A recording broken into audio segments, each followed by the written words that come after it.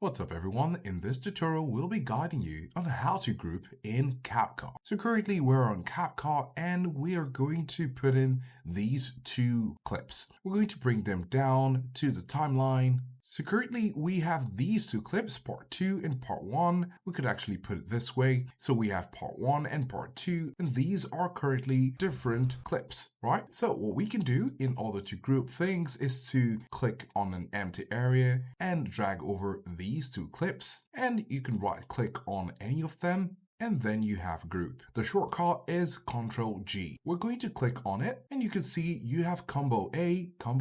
So it's currently one file. And you can see that just by selecting part 2, both of them are moving. If we click on one of the clips again and click on group, we can drag just this one. But because we've selected everything and right-clicked on it and clicked on group, they are now a combo of part 1 and part 2. So this is how to group in CapCut. As you can see, both files are moving together even though one has been selected.